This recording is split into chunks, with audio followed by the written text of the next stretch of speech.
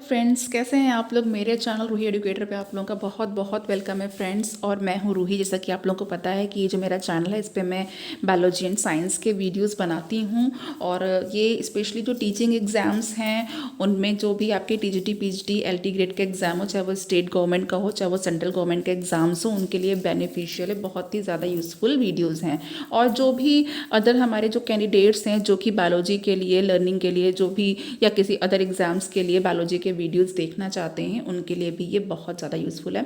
तो फ्रेंड्स, आप लोग बिल्कुल मेरे इस चैनल से जुड़ जाइए। एटलीस्ट जितने भी लोग नए हैं एक बार जो चैनल है उस पर विजिट करिए, उसको देखिए, वीडियोस को देखिए। और मैं बार बार अपनी वीडियोस में ये कहती हूँ फ्रेंड्स, देखिए कि ये जो हमारा जो कंटेंट है, जो हमारे पास मटेरियल है जो मैं आपको देती हूँ, चाहे मैं आपको एमसीक्यू मल्टीपल चॉइस क्वेश्चंस के फॉर्म में दूँ, चाहे फिर मैं आपको थ्योरी दूँ, ये आपके लिए मैं बहुत ही अच्छे और जो भी यूज़फुल हैं बस वही वीडियोस आपके लिए लाती हूँ, जो कि आपके एग्ज़ाम में कहीं ना कहीं आपको पॉइंट पे ऐसा मिलेगा जो कि आपके लिए बेनिफिशियल होगा।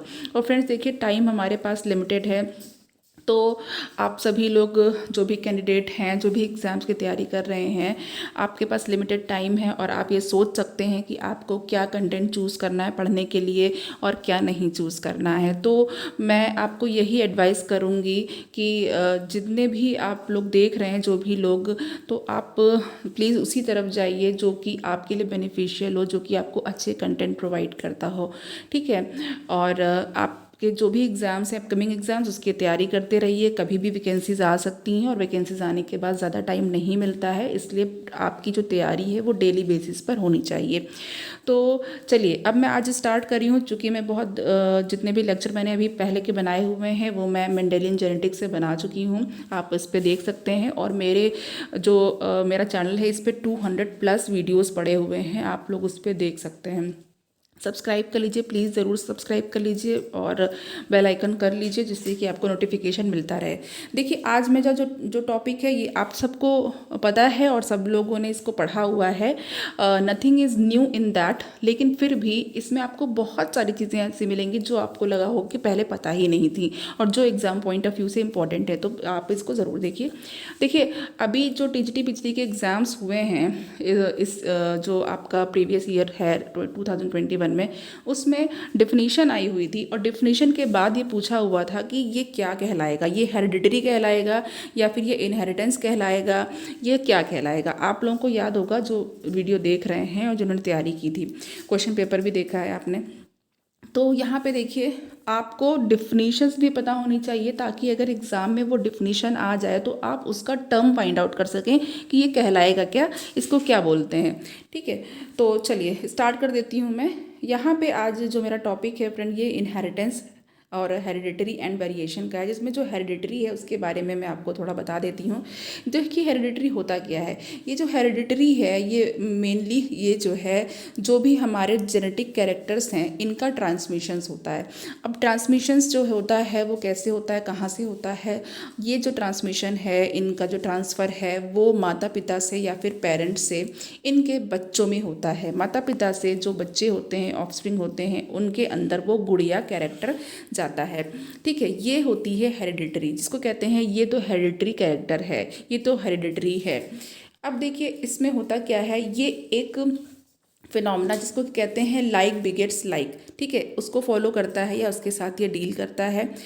ह्यूमन बेबीज़ जो होते हैं वो ह्यूमन बीइंग की तरह ही होते हैं, उनके जो कैरेक्टर्स होते हैं, जैसे कि आपने देखा होगा कि कुछ पेरेंट्स होते हैं उनके बच्चे तो बिल्कुल पापा की तरह ही बिल्कुल बेटा भी होता है या मदर की तरह ही बिल्कुल बेटियां भी होती हैं। ओके। तो कहीं ना कहीं जेनेटिक कैरेक्टर्स की वजह से ये सारी चीज़ें होती हैं। लगभग 200 कैरेक्टर्स ऐसे हैं जो कि हेरिडिटरी बताए जाते हैं इन इन इन मैन। ओके। तो मतलब मैन में या आदमियों में लगभग 200 कैरेक्टर ऐसे हैं जो कि हेरिडिटरी बताए जाते हैं। वेरिएशंस, वेरिएशंस मतलब बदलाव या विभिन्नताएं जो होती हैं। वेरिएशंस क्या होती हैं, देखिए, प्रोजेनीज जो होती हैं एक ही पेरेंट की, वो बिल्कुल आइडेंटिकल नहीं होती हैं। ठीक है। आइडेंटिकल तो बिल्कुल नहीं होती हैं। बच्चे जो होते हैं वो माँ बाप से बिल्कुल आइडेंटिकल तो होते नहीं हैं, थोड़े बहुत कैरेक्टर्स उनके होते हैं या बहुत ज़्यादा किसी किसी केसेस में ज़्यादा सिमिलरिटीज़ हो सकती हैं। तो ये क्या होती हैं, जो वेरिएशंस में क्या होता है, जो वेरिएशन होती है वो एक डिग्री होती है जिससे कि जो प्रोजेनी होती है या बच्चे होते हैं, ऑफस्प्रिंग होते हैं, वो अपने पेरेंट्स से वो भिन्नता रखते हैं या फिर उनसे अलग होते हैं। ये कॉमन होती है, जो कि सेक्सुअली रिप्रोड्यूसिंग ऑर्गेनिज्म होते हैं उनमें ये कॉमन होती है। और जो डिफरेंस होता है कैरेक्टर्स में, ऑफस्प्रिंग में, वो मेनली किस पर डिपेंड करता है, वो क्रॉसिंग पर डिपेंड करता है, क्रॉसिंग ओवर पर डिपेंड करता है। और क्रॉसिंग ओवर के बारे में भी हम लोग काफ़ी पढ़ चुके हैं। और क्रॉसिंग ओवर जो होता है वो कहाँ पे होता है, वो मियोसिस में होता है। ओके, मियोसिस में प्रोफेज में होता है। ओके, एंड फर्टिलाइजेशन होता है उसके बाद। अब देखिए, जो एसेक्सुअली रिप्रोड्यूसिंग ऑर्गेनिज्म होते हैं उनमें एक ही पेरेंट होता है, इसलिए उसको क्या बोला जाता है, टर्म क्या कहा जाता है, मोनोपेरेंटल। तो ये टर्मिनोलॉजी भी पता होनी चाहिए, ये सारी छोटी छोटी टर्मिनोलॉजी की। अगर एक ही अगर एसेक्सुअली रिप्रोड्यूसिंग ऑर्गेनिज्म है तो उसके पेरेंट को क्या कहा जाएगा, मोनोपेरेंटल कहा जाएगा। इसलिए ये कोई जेनेटिक वेरिएशन शो नहीं करता है। ओके, और हेरिडिटरी और वेरिएशंस को कैसे स्टडी कर सकते हैं, उनके ऑफस्प्रिंग में या फिर उनके सिबलिंग्स में स्टडी किया जा सकता है। और ऑफस्प्रिंग जो होते हैं वो डिफरेंट बर्थ के होने चाहिए। और जो बाई पेरेंटल जो होते हैं वो क्या होते हैं, वो सेक्सुअल रिप्रोडक्शन से होते हैं, उनको क्या कहते हैं, बाई पेरेंटल कहते हैं। 2 पेरेंट होते हैं उसमें, इसलिए बाई। और मोनो मीन्स 1। ओके, अब यहाँ पे थोड़ा ब्रांचेस के बारे में देख लेते हैं, ब्रांचेस ऑफ जेनेटिक्स। तो जेनेटिक्स की ब्रांचेस नंबर 1 पे है हमारे पास, ये जो है ट्रांसमिशन जेनेटिक्स है, इसको हम लोग क्लासिकल जेनेटिक्स भी कह सकते हैं। इसमें क्या होता है, इसमें मेंडेलियन और नॉन मेंडेलियन जेनेटिक्स के बारे में स्टडी करते हैं। यानी कि जो मेंडेलियन और नॉन मेंडेलियन जेनेटिक्स की जो स्टडी है वो क्या कहलाती है, वो क्लासिकल जेनेटिक्स या फिर ट्रांसमिशन जेनेटिक्स कहलाती है।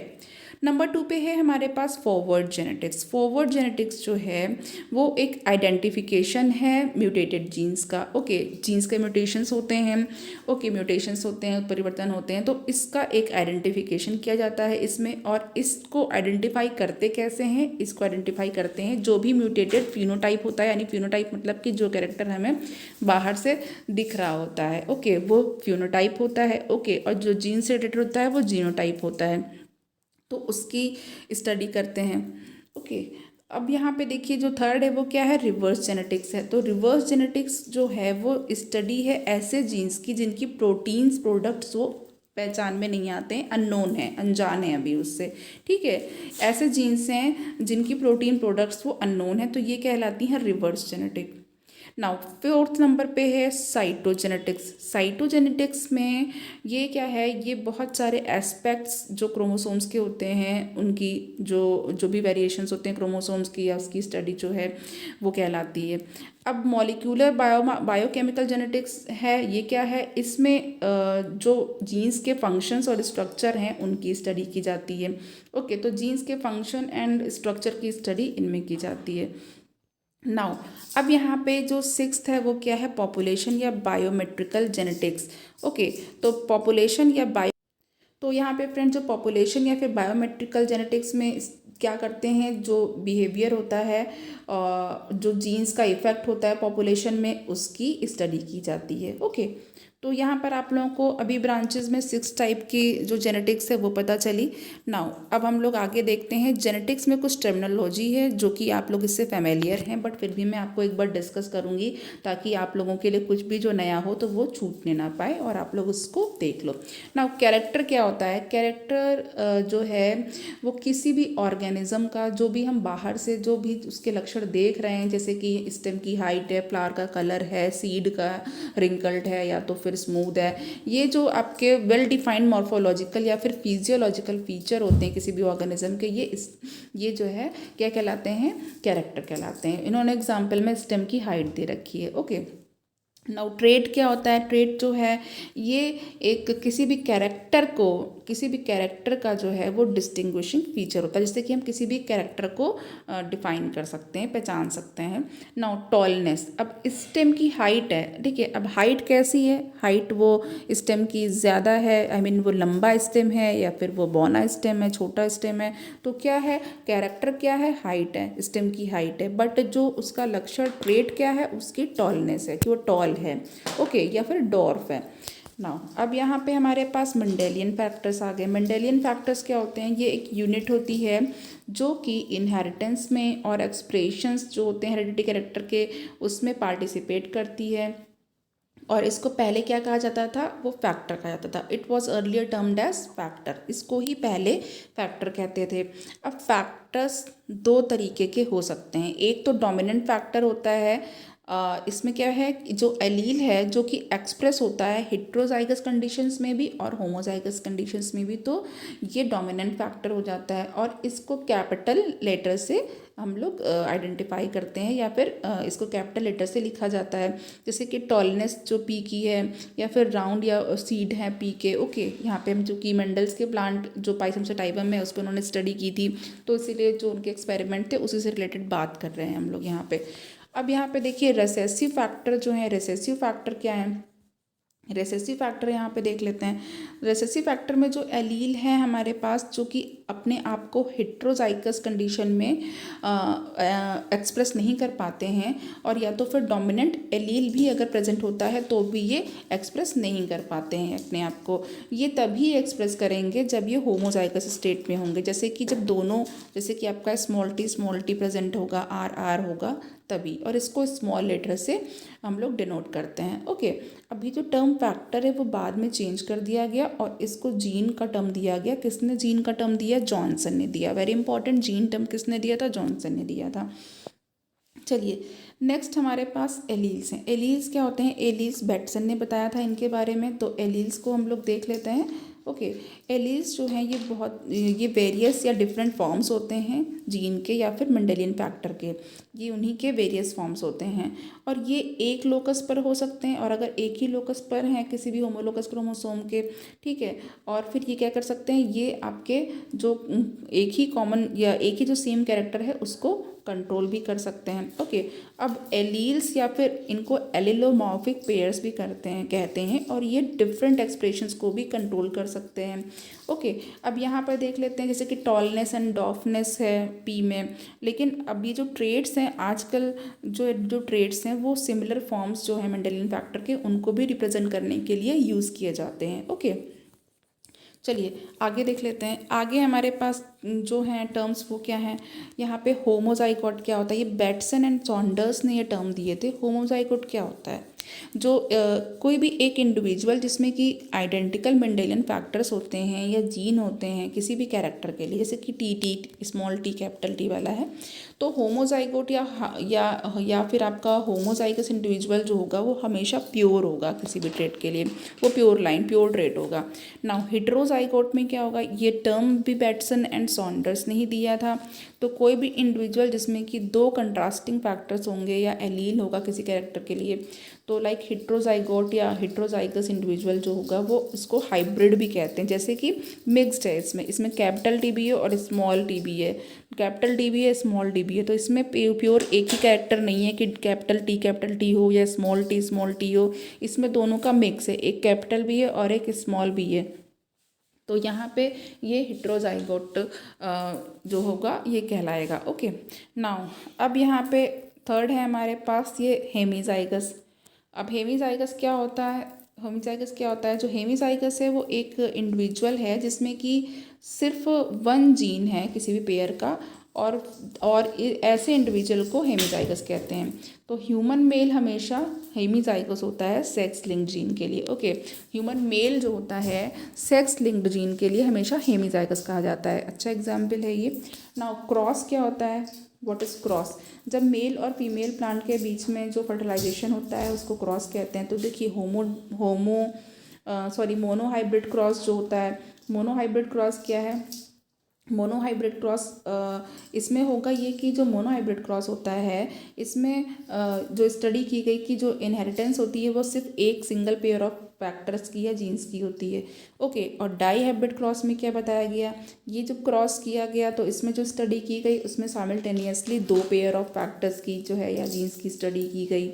सेल्फिंग या क्रॉस क्या कहलाता है? जो फर्टिलाइजेशन होता है मेल गैमीट का सेम इंडिविजुअल से, तो फिर उसको सेल्फिंग कहा जाता है। फिर रेसिप्रोकल क्रॉसेस क्या होते हैं? जब पेयर ऑफ क्रॉसेस जो होते हैं जिसमें कि मेल होता है एक टाइप में और फीमेल होती है, और फिर सेकेंड टाइप में। ओके, देन वाइस वर्सा भी हो सकता है, मतलब मेल सेकेंड टाइप में है और फीमेल फर्स्ट टाइप में है, ऐसे करके जो क्रॉस होता है। और रेसिप्रोकल क्रॉसेस हमेशा यूज़फुल होते हैं, इसमें सेक्स लिंक्ड कैरेक्टर को जानने के लिए रेसिप्रोकल क्रॉसेस यूज़फुल होते हैं और ऐसे कैरेक्टरिस्टिक्स जो डोमिनेंस में यूज़ होते हैं। Okay, now back cross. अब बैक क्रॉस में आपका आउट क्रॉस आता है और टेस्ट क्रॉस होता है। तो बैक क्रॉस में क्या करते हैं, क्रॉस होता है ये किसी भी हाइब्रिड और इसके कोई भी पेरेंटल जीनोटाइप के बीच में जो क्रॉस कराते हैं वो बैक क्रॉस कहलाता है। आउट क्रॉस में क्या होता है, जब F1 जनरेशन का जो क्रॉस है वो डोमिनेंट ऑर्गेनिज्म से करते हैं, डोमिनेंट पेरेंट से करते हैं, तो फिर ये आउट क्रॉस कहलाता है। और टेस्ट क्रॉस में हमेशा जो F1 है उसका रेसेसिव ऑर्गेनिज्म से करते हैं। ओके, क्या करने के लिए करते हैं ये टेस्ट क्रॉस? ये टेस्ट क्रॉस अगर नाम दिया गया तो इसमें कुछ टेस्ट किया जा रहा है। इसमें टेस्ट करते हैं होमोजाइगोसिटी को या फिर हेट्रोजाइगोसिटी ऑफ F1 को, ठीक है। और टेस्ट क्रॉस से हमेशा जो ये रेशियो यील्ड होता है वो 1:1 का रेशियो होता है फॉर मोनोहाइब्रिड क्रॉस के लिए, और डाई हाइब्रिड क्रॉस के लिए 1:1:1:1 का रेशियो हमेशा ऑब्टेन होता है। ओके, अब यहाँ पे देख लेते हैं, यहाँ पे अब हमारे पास हाइब्रिड है। हाइब्रिड या हेट्रोजाइगस क्या होता है, कोई भी इंडिविजुअल जो कि क्रॉसिंग से, और कैसे क्रॉसिंग, जो कि दो जेनेटिकली डिफरेंट ऑर्गेनिज्म की जब क्रॉसिंग की जाती है तो कोई भी जो इंडिविजुअल मिलता है वो क्या कहलाता है, हाइब्रिड या हेट्रोजाइगस कहलाता है। नाउ हेटेरोसिस टर्म जो होगा आपने सुना होगा, एग्जाम में भी कई बार पूछा चुका है, ये क्या होता है, हाइब्रिड वाइगर होता है। शिल ने इसे बताया था। नाउ प्रेजेंस, इसमें क्या होता है, सुपीरियर जो क्वालिटीज़ होती हैं हाइब्रिड की than the either of parent, जो पेरेंट्स से किसी भी एक पेरेंट से सुपीरियर क्वालिटी में ये प्रेजेंट होते हैं। अब यहाँ पे F1 जनरेशन जो है, F1 जनरेशन को और क्या कहते हैं, F1 को क्या कहते हैं, यानी फर्स्ट फिलियल, ठीक है। सन्स एंड डॉटर्स कुछ भी जनरेशन जो होती है वो क्रॉसेस जब होते हैं जेनेटिकली डिफरेंट पेरेंट से, जैसे कि जनरली होमोजाइगस है तो उसमें जब क्रॉसिंग होती है। अब होता क्या है, जो F1 जनरेशन में जो है हाइब्रिड्स आते हैं। नाउ चेकर बोर्ड जो है पुनेट का, या स्क्वायर, पुनेट स्क्वायर जिसको बोलते हैं, स्क्वायर को यूज़ किया गया जो प्रोबेबल गैमीट्स या फिनोटाइप्स होते हैं और जीनोटाइप्स जो होते हैं क्रॉस के, इसको यूज़ करने के लिए पुनेट शो करने के लिए पुनेट का स्क्वायर यूज़ किया गया। तो ये देखिए पुनेट स्क्वायर में, अब आगे भी जब डाईहाइब्रिड का किया गया तो भी पुनेट स्क्वायर बनाया गया। यहाँ पे देखिए पुनेट स्क्वायर बनाया गया है, ये आप जानते ही हैं कैसे क्रॉसिंग होती है क्या है। ओके, नाउ अब F1 जनरेशन का हो गया। अब यहाँ पे जो F2 है, F2 में क्या है, ये सेकेंड फिलियल जनरेशन है। इसमें जनरेशन जो कि F1 से आती है, फिर इसके बाद सेल्फ ब्रीडिंग करते हैं या ब्रीडिंग करते हैं F1 जनरेशन के बीच में, तो F2 जनरेशन मिल जाती है। नाउ प्योर लाइन क्या होती है, जॉनसन ने इसके बारे में बताया था। जो ट्रू ब्रीडिंग इंडिविजुअल्स होते हैं जिसमें कि होमोजाइगस ट्रेट्स होते हैं, और अगर इनकी सेल्फ ब्रीडिंग कराई जाए 3 to 4 जनरेशन तक अगर सेल्फ ब्रीडिंग कराई जाए तो जो डबलिंग ऑफ क्रोमोसोम्स होते हैं हैप्लॉइड इंडिविजुअल के, ठीक है, तो ये प्योर लाइन कहलाते हैं। नाउ अब जीनोटाइप्स या जॉनसन ने टर्म दिया था, ओके, जॉनसन ने जीनोटाइप टर्म दिया था। इसमें होता क्या है, जो जेनेटिक कंस्टिट्यूएंट्स होता है किसी भी इंडिविजुअल का, अब ये जो है किसके रिगार्ड में, विद रिगार्ड टू वन या तो फिर मोर कैरेक्टर्स के रेफरेंस में कहा जा रहा है। जैसे कि आपका TT प्योर टॉल है, capital T small t hybrid है, और स्मॉल t डोफ है। ओके, तो जो F2 जीनोटाइपिक रेशियो होता है, जो F2 जीनोटाइपिक रेशियो होता है यहाँ पे वो क्या होता है, ये 1:2:1 होता है। जबकि जो, और उसकी पावर n 1:2:1 होल के पावर n, जहाँ पे जो n है ये क्या है, नंबर ऑफ हेट्रोजाइगोसिटी है F1 में। और जो फर्स्ट टाइम ये यूज़ किया गया था वो पुनेट के द्वारा यूज़ किया गया था। और इसका जो रिप्रेजेंटेशन है जो जनरेशन का, ये किस लिए किया गया था, ये सिम्बल्स को के फॉर्म में एनालाइज किया गया था। ओके, और जो स्क्वायर्स जो थे वो मेल गैमीट जो थे वो हॉरिजॉन्टली थे, और फीमेल गैमीट जो थे उसमें वर्टिकली रखे गए थे। अब यहाँ पे जो रेशियो होता है स्क्वायर कैरेक्टर्स का, और जो अपीयर होता है या विजिबल होता है मॉर्फोलॉजिकली, वो फिनोटाइपिक रेशियो क्या था, 3:1 था। नाउ जेनेटिक जो कंस्टिट्यूशन था उसको जीनोटाइप कहा गया, और ये जो था इसको यूज़ जो किया गया वो क्या था, वो था 1:2:1। यहाँ पे देखिए ये पूरा पुनेट स्क्वायर बना हुआ है। नाउ अब यहाँ पे एक चीज़ हम लोग और देख लेते हैं, फिनोटाइप भी जॉनसन ने टर्म दिया था। जो एक्सटर्नल मॉर्फोलॉजिकल या फिजियोलॉजिकल एक्सप्रेशंस होते हैं किसी भी इंडिविजुअल के, वो फिनोटाइप कहा जाता है उनको। तो किसी भी रिसेसिव जीन के लिए जो फिनोटाइप या फिर जीनोटाइप होता है वो सिमिलर होता है।